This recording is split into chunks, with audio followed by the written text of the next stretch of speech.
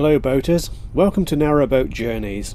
In this video I'm going to ascend the 5 locks which make up the Claydon lock flight on the Oxford Canal. So as the sign says, it's a total rise of 30 feet 6 inches, which is 9.3 metres. It makes the average sort of depth of each lock about 6 feet, so I would describe them as medium sort of sized locks. Quite manageable. So here we go with the first one, which is Claydon bottom lock. This actual trip took me more than an hour and a half to do all the locks, so I'm showing you this video at double speed, and I've also edited out the still bits where I wasn't moving, just to keep things going. When I did this on the 11th of February, I didn't meet any other boats coming the other way, which is unusual, because very often this lock flight is a very busy one. There can also be problems with low water levels in some of these locks. They do tend to leak a bit.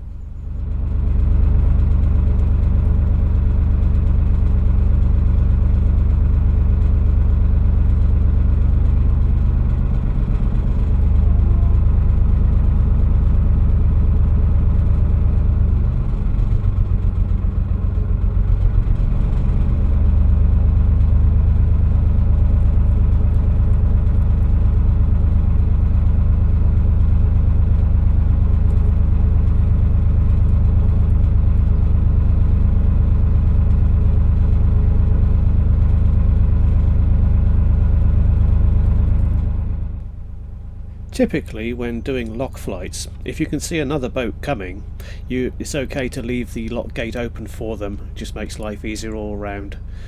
But in this case, of course, I didn't meet any boats this day, so I had to stop and close all of the gates myself.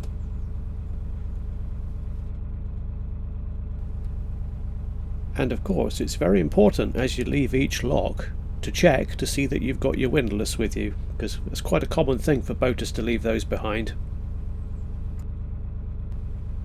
So that's the first lock done. On to lock 2.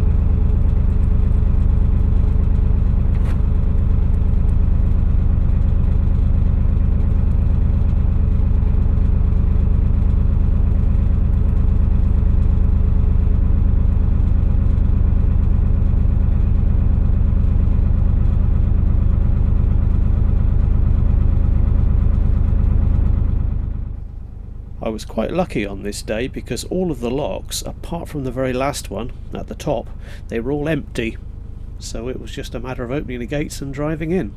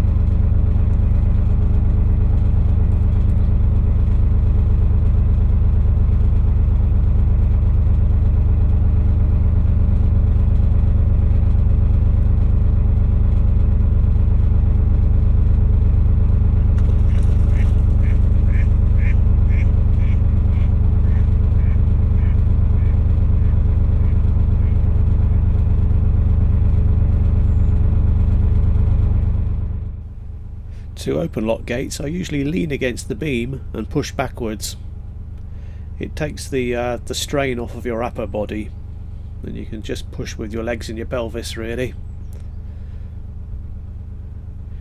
Now here we are, we're approaching the middle lock. This is lock number 3 coming up, and immediately to the right of this bridge is a small car park, because there's a country lane goes across that bridge.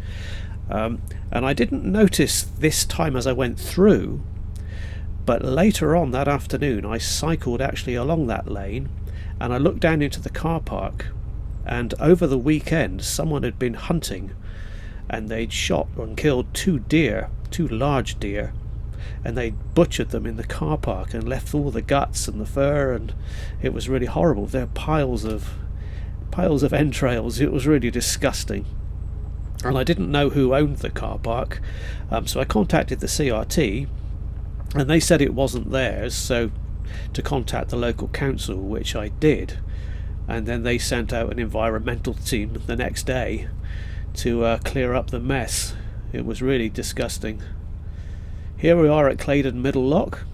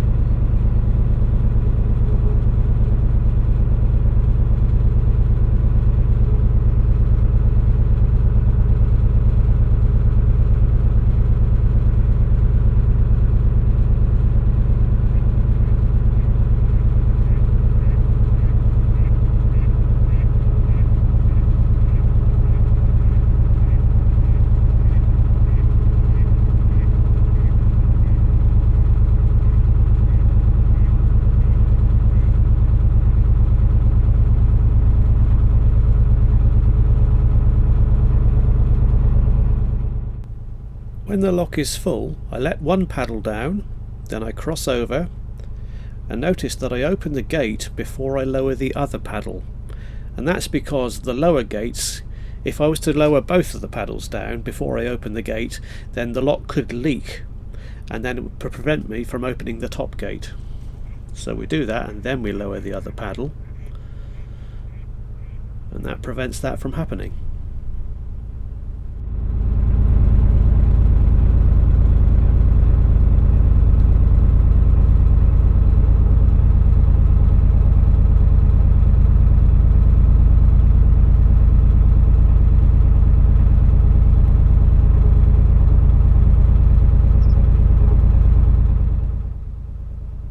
Then when we've left the lock, we always close the gate behind us unless there's another boat wanting to come in.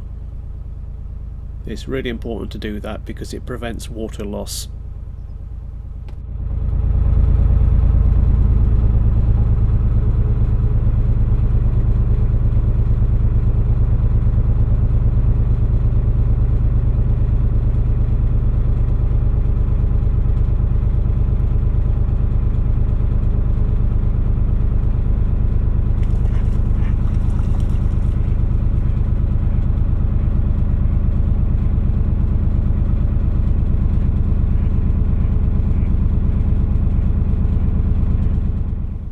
At this point, if you look to your left, you can see the village of Claydon about half a mile away, but I can't really tell you an awful lot about it really, because there is nothing much to say about Claydon anymore, unfortunately.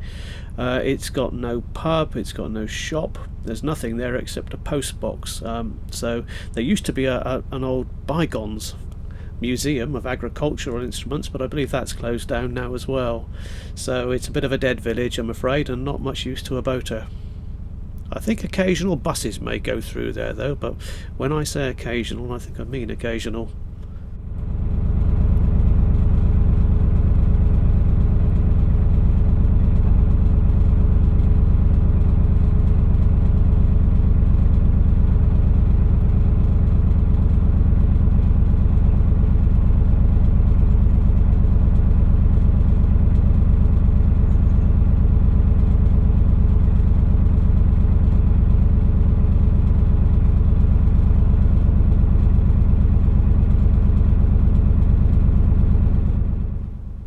So here we are approaching lock 4.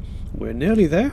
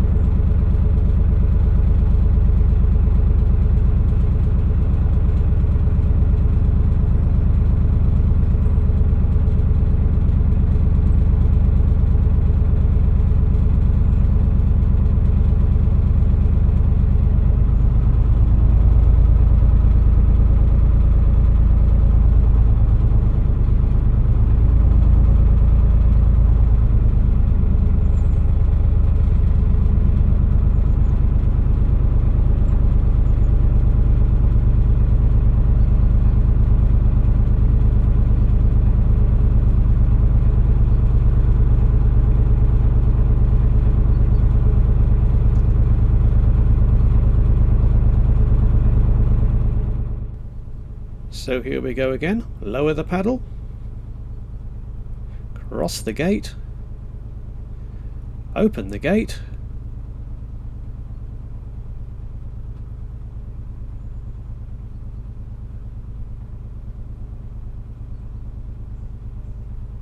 then lower the other paddle.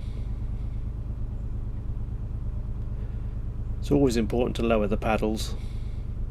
I once boated into this top pound a few years ago, it was like that, and nearly all of the water had drained out of it overnight, and I got into the middle of the pound and I was practically running aground, and you could look down into the water and you could see the bed of the canal was covered by loads of really quite jagged rocks.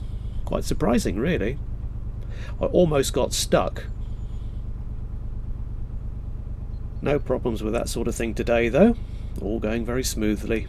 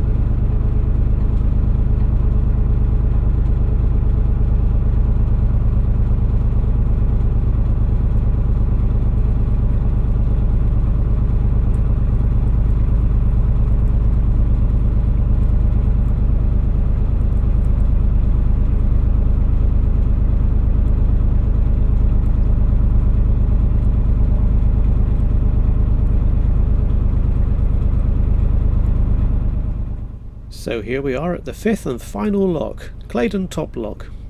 That wasn't too bad. Unfortunately this one was practically full up with water, so I had to empty it before I could go in.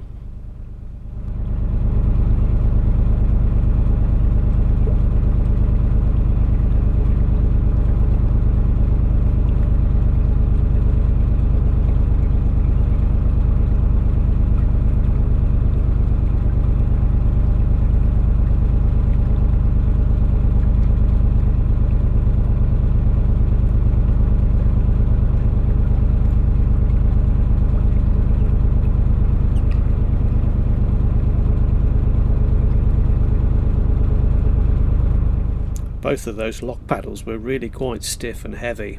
You've really got to put your back into them sometimes.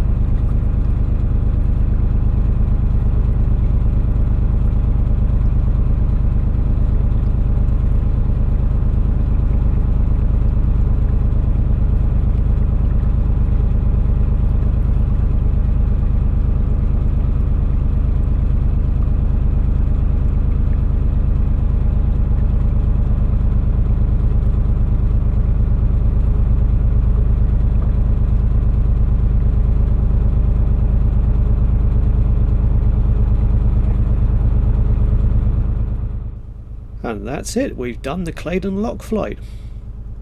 Just up ahead you can see the CRT contractors. They're trimming the hedge and cutting the grass. Now when you come out of the top lock here, you cannot moor up here because the mooring bollards are just for people waiting to use the locks, and as I've said before, it does get very, very busy here. But if you want to moor up and have a cup of tea, as you'll probably want to do so, if you go past that bridge, on the other side of that bridge there's some nice visitor moorings there. There's room for probably about 5 boats. Again, that is often quite busy, but you've got a reasonable chance of getting in there.